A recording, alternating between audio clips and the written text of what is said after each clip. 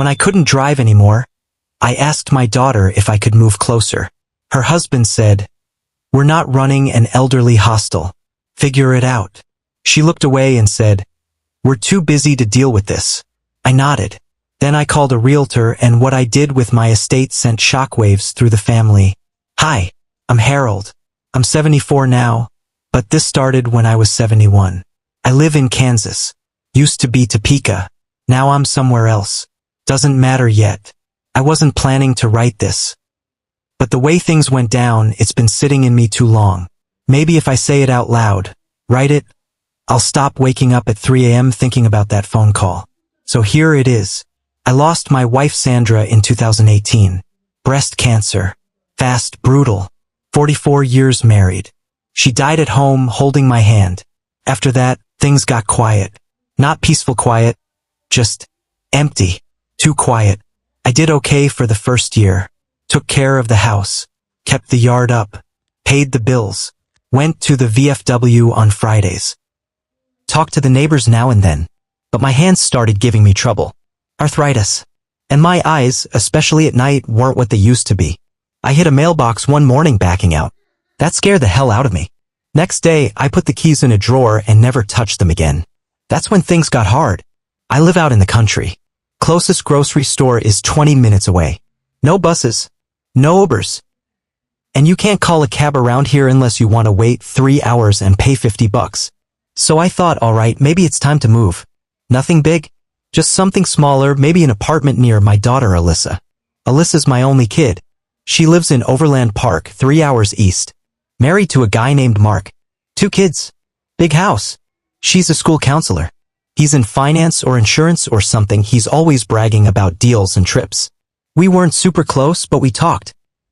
Holidays, birthdays, random check-ins. After Sandra died, Alyssa came to stay with me for 2 weekends. Helped pack some stuff. We cried a little. Then life moved on. Anyway, I figured I'd call her. Let her know I was thinking about moving closer. Not in with them, just nearby. I thought we'd go over some places together. I was hoping maybe she'd be happy about it. I waited until Sunday mid-afternoon. I knew that's when she usually did laundry and was around the house. She answered, a little out of breath. "Hey Dad, everything okay?" Yeah, I'm alright. Just wanted to run something by you." "Sure, what's up?" I told her I wasn't driving anymore. That things were getting a bit hard alone. And that I was thinking about selling the house, maybe moving closer to her. She didn't answer right away. Then I heard it. In the background, her husband, Mark, loud and clear like he was standing next to me. "We're not running an elderly hostel, Alyssa. He can figure it out." My heart actually stopped for a second. I waited for her to tell him off. Say something. Defend me. She didn't. Instead, she sighed. Then in the smallest voice, "We're really busy right now, Dad. The kids, Mark's work. I don't think we can deal with this. Deal with this. Like I was a load of laundry or a car repair. I didn't get angry. I didn't yell. I just sat there holding the phone. I looked around the room. My old house, the walls Sandra painted, the couch she picked. Everything suddenly felt unfamiliar. "I understand," I said. "Thanks anyway." And I hung up. The next morning, I called a real estate agent. "Hi," I said. "I'm thinking of selling. Can you come by?" Tammy came over that Thursday. Early 40s, professional, didn't ask too many questions. We walked the property. She said it was in great shape, would sell fast. She was right. Within 4 weeks, I had a buyer. A retired couple moving up from Texas to be closer to their son. They bought it cash. I didn't tell Alyssa I sold. Why would I? I was tired of trying to stay in someone's life where I wasn't wanted. I found a small one-bedroom condo in Lawrence. Good neighborhood, closer to doctors, with a grocery store a block away. Everything I needed. Then I called my lawyer. I had a will, had it for years. Everything used to go to Alyssa. House, savings, truck, insurance. All of it. But after that call, I started thinking. She'd already made her choice. So I made mine. I had my lawyer change everything. Half my estate would go to a local veterans group that built housing for older vets. The other half to a senior program in Topeka that helps people like me. People with no one. The truck? I hadn't figured that part out yet. About a year passed. Life was quiet, but fine. I made some friends at the senior center. There was Carol, sweet woman, widowed like me. Her grandson Tyler helped me fix a leaky sink once. Good kid. Came by to check on me even when I didn't ask. Then one night I had a stroke. I don't remember much. Woke up in the hospital with a nurse shining a light in my eyes. They said it was mild, caught it early. Still, it scared me. Made me think about how fast things can change. I stayed at the rehab center for 2 weeks. When I got out, I did something I hadn't done in over a year. I called Alyssa. She picked up. I told her what happened. That I'd had a stroke but was okay now. That I just wanted her to know. She was quiet for a long time. Then she said, "Why didn't you call me sooner?" I didn't say what I wanted to say. That she'd already made it clear where I stood. Instead I said, "You were busy." Then I told her one more thing. I changed my will, Alyssa. It doesn't go to you anymore. The silence on the line felt heavy. You, what? She said. I've got people helping me here. People who didn't treat me like a burden. That's who's getting what I have. She started crying. Real tears. I didn't feel satisfaction. I didn't feel cruel. I felt nothing. Just tired. She came to see me 2 weeks later. She brought flowers. Sat next to me. Said sorry a lot. Dad, I didn't know how to say no to Mark. I nodded. But I didn't say much. She left after 20 minutes. That was the last time I saw her. I still get calls sometimes. She leaves voicemails. I listen to them. But I don't call back. I'm not done with the story yet. Because what I did next, what I planned, well, let's just say when the estate lawyer made the final arrangements, everyone was in for a surprise. After Alyssa's visit, things went quiet again. I went back to my routine, doctor's visits, breakfast at the same diner, senior center on Wednesdays. Carol still checked on me. Her grandson Tyler started driving me to appointments. He refused gas money. Just said, "You remind me of my granddad." I was healing physically. Mentally, though, I was carrying a weight. Not hate exactly. More like something unfinished. 3 months passed. Then came the letter. It was from Mark. Typed. Not even handwritten. Harold, I think there's been a misunderstanding. We'd like to revisit the will. Alyssa was very emotional during your last conversation, and I believe she may not have expressed herself clearly. We've always cared about your well-being.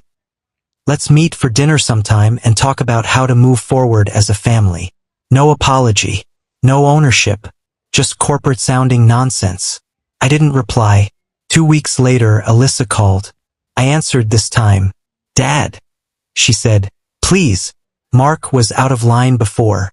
I know that. But we're trying. The kids want to see you. That part made my chest ache a little.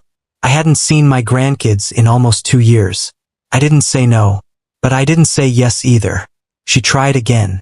We were thinking, maybe you could move into one of those assisted living places near us. We could visit on weekends. I almost laughed. They wouldn't let me live near them, but now that they smelled money, they were happy to put me somewhere close, so long as they didn't have to deal with me themselves. I said, I'll think about it. But what I actually did next was make another call to my lawyer. Can we make the estate even tighter? I asked. Bulletproof it? He said yes. We rewrote it so tight not even a team of hungry sharks could rip into it.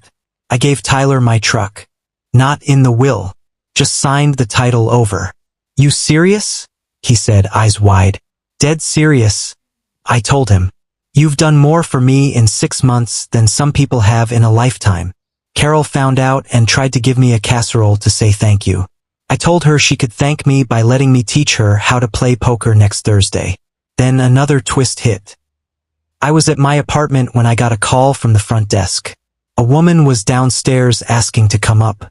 She didn't give her name. I told them no. 2 hours later, someone knocked on my door. It was Alyssa. No makeup. Hair pulled back. Looked like she hadn't slept. I'm sorry, she said the second I opened the door. I should have never let him talk to you that way. She stepped inside without waiting. Dad, I'm scared. We're in trouble. Mark lost a lot of money on some deals. He won't admit it, but I think he's close to bankruptcy. There it was. The real reason. She tried to hug me. I didn't move. I'm not here for money, she whispered. I swear. I messed up. I sat down. Let her talk. She cried. Told me about how their house was underwater. How Mark had been gambling, yes, gambling, and trying to hide it under investment losses. How much did he lose? I asked. Over 300,000. I let out a low whistle.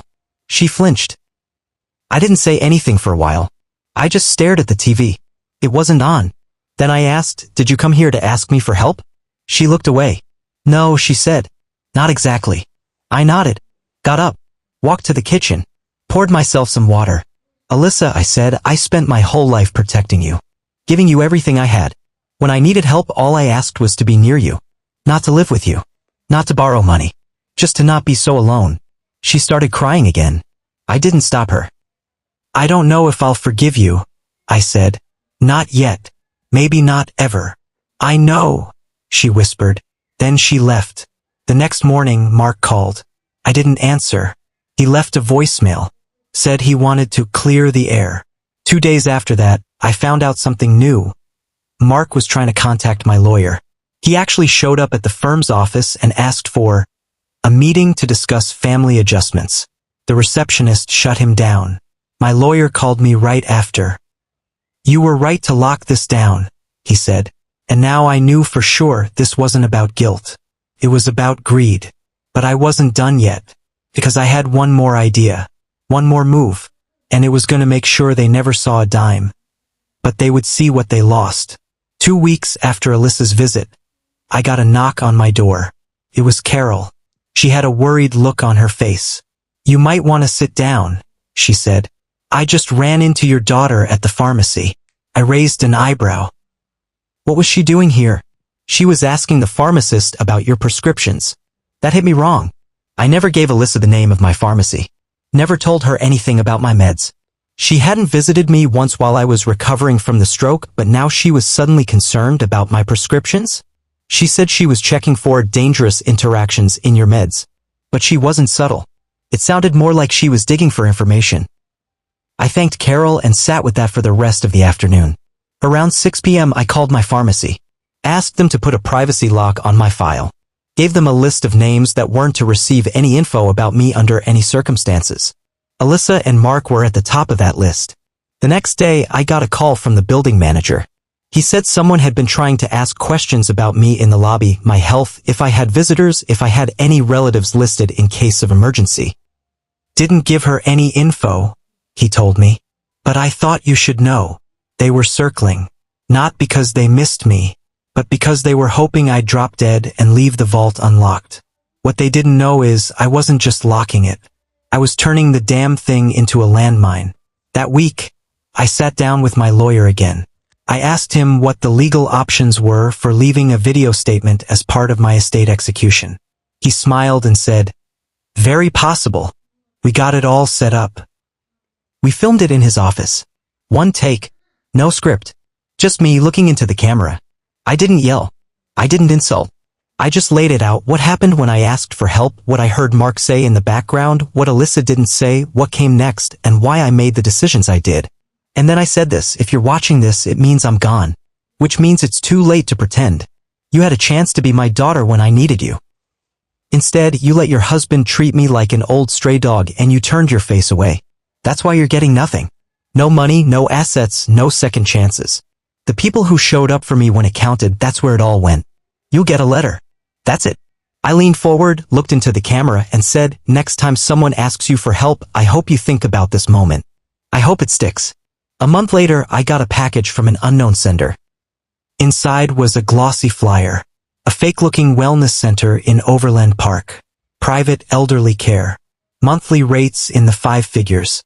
Fancy logo, slick pictures, and a brochure that looked more like a country club ad than a care facility.